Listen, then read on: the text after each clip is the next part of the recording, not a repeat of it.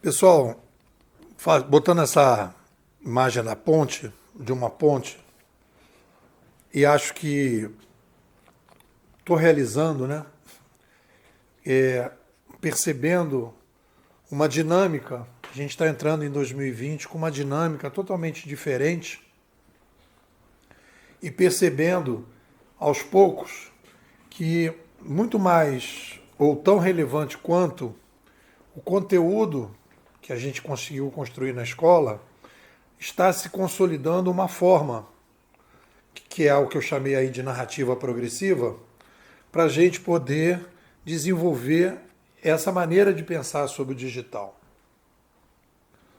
Eu estou lendo ali o livro Quando eu li o primeiro livro do Harari, o Sapiens, eu percebi que ele, em determinado momento, ele não tinha uma comunidade de alunos que pudesse estar contribuindo com ele para determinadas discussões. Eu percebi, por exemplo, que faltava ali um olhar feminino quando o ser humano caminhava para um lado e para o outro, os nômades.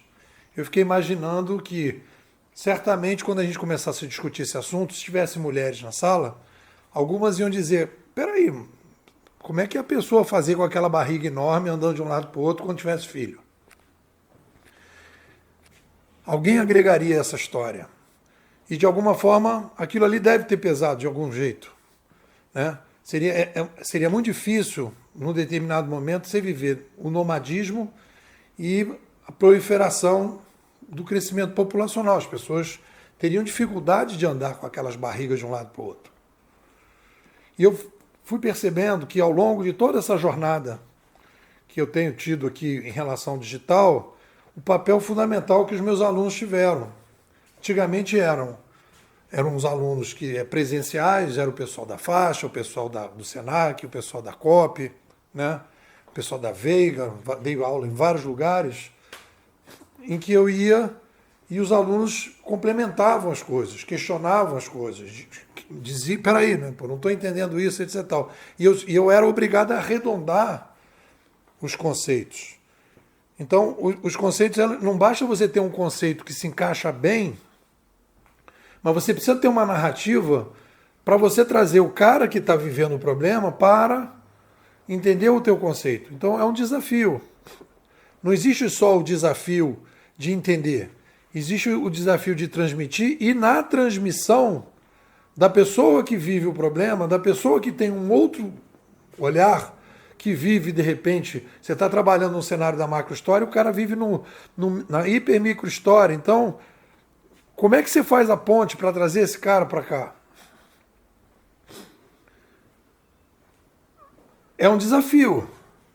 É um desafio tão importante quanto chegar no conceito. Afinar o conceito. Arredondar o conceito. E de tal forma que o conceito continue válido. Que é uma discussão que a gente fez bastante aqui. Não adianta você ter um conceito de cozinha que não funciona na sala e de um conceito de sala que não funciona na cozinha. Eles têm que conversar no corredor, de alguma forma. Tem um corredor. E esse corredor tem que estar arejado, funcionando, ter janela. Não pode ser um corredor estreito que não passa nada. Eu estou lendo esse livro do Taleb. Assim, é bacana. Ele tem ideias bacanas. Mas ele não construiu uma comunidade em torno do pensamento dele.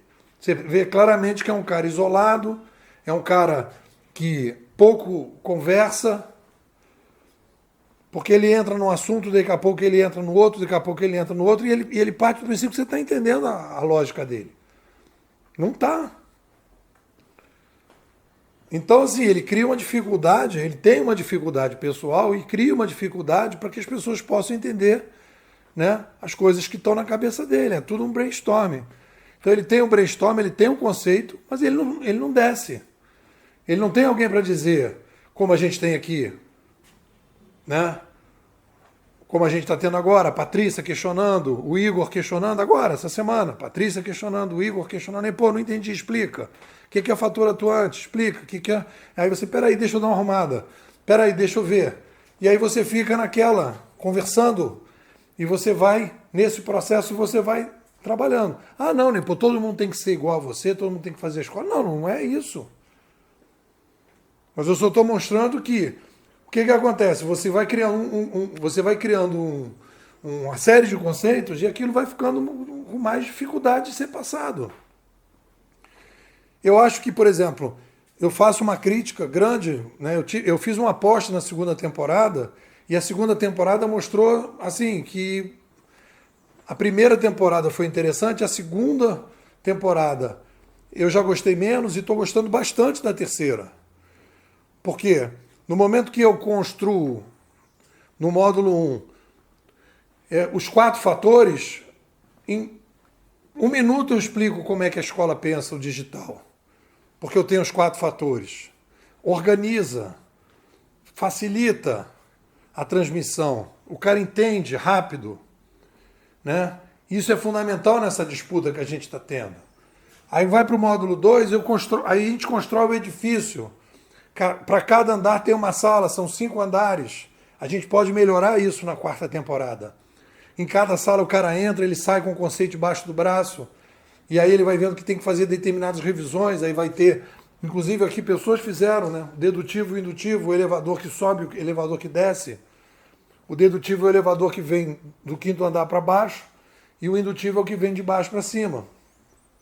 A pessoa visualiza. Então esse esforço de transmissão é um esforço. E o mais importante disso é que o diferencial é que as pessoas vivem um problema. Você está para servir as pessoas.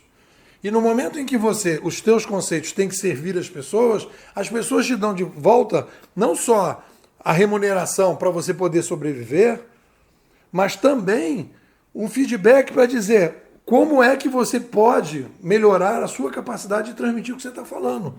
Porque não adianta ficar escrevendo num restaurante, num bar, como faz o Taleb.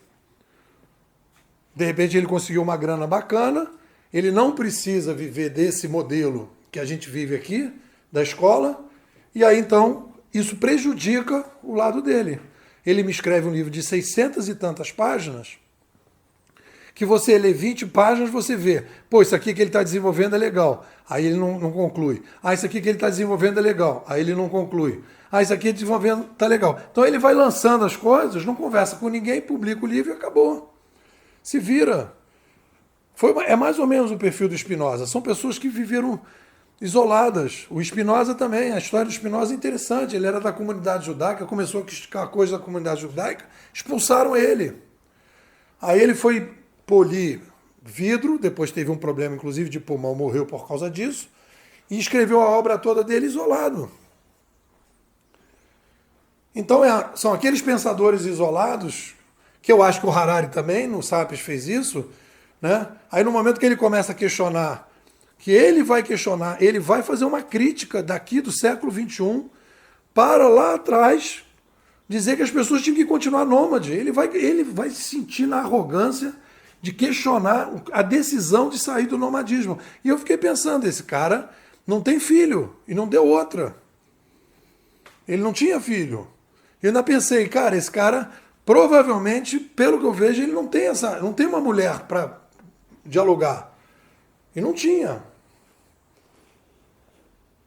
Porque ele não conversa.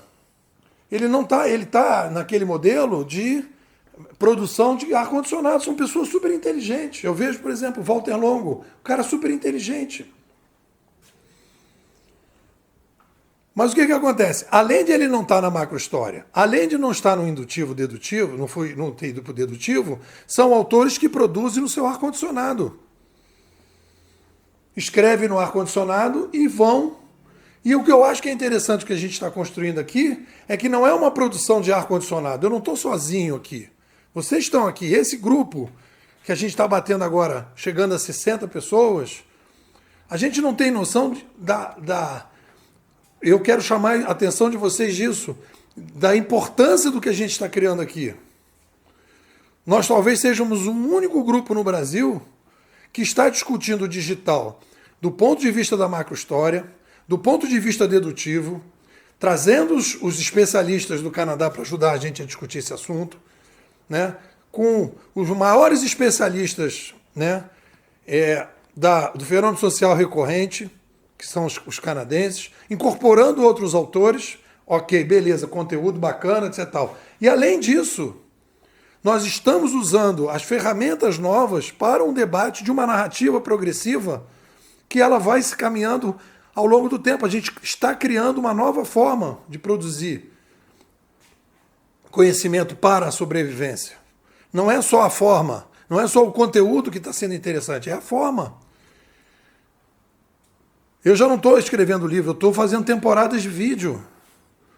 E a cada temporada a gente vai melhorando. Talvez a gente tenha necessidade de escrever um livro mais adiante, mas vai refletir essa narrativa progressiva. E eu não posso dizer que eu faço isso sozinho. Pô, quantos debates nós fizemos aqui? Leandro, Fernando, Palhano, todo mundo entrando no debate. Aí posso falar de todo mundo, cada um num determinado momento, entrando na discussão, falando coisas, né? Pessoal do direito, Silvia, Milene, né? Uma opção de gente na educação, o Flecha, agora o Arcanjo. Galera, Nepô não é nada disso. Espera aí, Nepô, me explica, vamos lá. E a gente está lá fazendo a nossa narrativa como se fosse um bolo, todo mundo batendo e o bolo crescendo. Então, quero chamar a atenção de vocês da importância da forma. E quando eu leio o livro do Taleb, quando eu leio o livro do Harari, quando eu leio o livro do Walter Longo, e mesmo o livro do Salib Magaldi, eu vejo que, além dos problemas, né, do achismo, da base científica, tem um problema da interação com uma comunidade para poder criar essa tal narrativa progressiva dentro da certeza provisória razoável. É a certeza provisória razoável que eu poderia ter individualmente como postura profissional, como cientista. Além disso, eu tenho uma narrativa progressiva com uma comunidade de interessados. É o grande, talvez seja o grande salto que a gente está tendo agora, a clareza, a consciência da importância disso para 2020.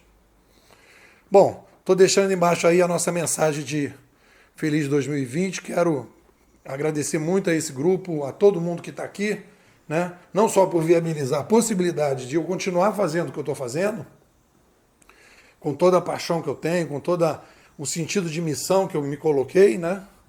Mas também por todas as trocas, por tudo que a gente tem conseguido aqui.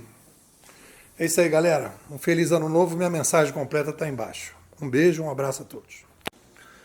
Bom, se você está ouvindo essa mensagem, você está reparando que estamos falando de final de ano. Você está recebendo essa mensagem 6 meses depois, no final da 3ª temporada. E eu queria te convidar para fazer parte da escola. Nós temos um projeto aqui de longo prazo, de compreensão do digital, não só numa nova forma de ver o problema, mas uma nova forma também de construir a narrativa sobre o problema. Então me manda um zap, 21 99 608 6422. Vou repetir, 21 99 608 6422. Nepô, quero ser bimodal.